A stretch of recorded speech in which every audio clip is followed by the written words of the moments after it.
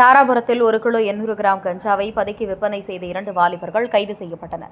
திருப்பூர் மாவட்டம் தாராபுரத்தில் தொடர்ந்து கஞ்சா விற்பனை அதிகரித்து வருவதால் கல்லூரி மாணவர்கள் உள்ளிட்ட இளைஞர்கள் போதைக்கு அடிமையாகி வருவது சமூகத்தில் பெரும் கவலைக்கு உரியதாக உள்ளது. இதனை கட்டுப்படுத்தும் நோக்கில் தாராபுரம் காவல்துறை அதிகாரிகள் தீவிர நடவடிக்கை எடுத்து வருகின்றனர். இந்நிலையில் தாராபுரம் காவல்துறைக்கு கிடைத்த ரகசிய தகவலின் பேரில் காவல் ஆய்வாளர் விஜயசாரதி தலைமையில் காவல் சார்பு ஆய்வாளர்கள் ஜெயக்குமார், சிவராஜ், உதவி காவலர்கள் நவநீத கிருஷ்ணன், காளிதாஸ், சிவகுமார், கருப்புசாமி, பிரபு உள்ளிட்டோர் தாராபுரம் அலங்கியம் சாலை மற்றும் உடுமலைப்பேட்டை செல்லும் சாலையில் சிக்னல் அருகே வாகன சோதனையில் ஈடுபட்டனர்.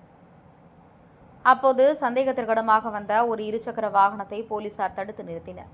அதில் பயணம் செய்தவர்கள் தாராபுரம் எலிஸ் நகர் சூர்யா மருத்துவமனைக்கு பின்னால் வசித்து வரும் பழனிசாமி மகன் கோகுல் மற்றும் தாராபுரம் மேற்கு பச்சனை மடத்தெரு சுரேஷ்குமார் மகன் பாலயுவராஜ் என அடையாளம் காணப்பட்டனர்.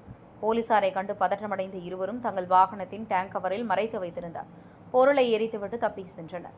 இதனால் சந்தேகமடைந்த போலீஸ் அவர்களை இடத்திலேயே பிடித்து விசாரித்தனர். பின்னர் வாகனத்தை சோதனையிட்டதில் டேங்க் கவருக்குள் 1 கிலோ 800 கிராம் கஞ்சா பதுக்கி வைத்தது தெரியவந்தது. போலீசார் உடனடியாக கஞ்சாவை பறிமுதல் செய்து இருவரையும் கைது செய்தனர். விசாரணையில் அவர்கள் வெளிமாநிலங்களிலிருந்து குறைந்த விலைக்கு கஞ்சா வாங்கி வந்து தாராபுரம் மற்றும் அதன் சுற்றுவட்டார பகுதியில் சில்லறையாக விற்பனை செய்தது தெரியவந்தது.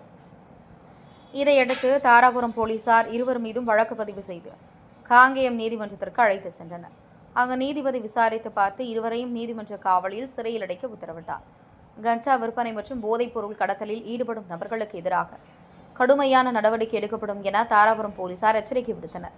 போதைப் பொருள் விற்பனை செய்வோருக்கு போலீசார் எச்சரிக்கையும் விடுத்தனர். இளைஞர்களின் எதிர்காலத்தை அழிக்கும் போதைப் பொருள் வியாபாரிகளை யாரும் தாங்க முடியாது. தாராபுரம் பகுதியில் இதுபோன்ற சட்டவிரோத செயல்களில் ஈடுபடும் எவராக இருந்தாலும் கடுமையான சட்ட நடவடிக்கை எடுக்கப்படும் என காவல் ஆய்வாளர் விஜயசாரதி தெரிவித்தார்.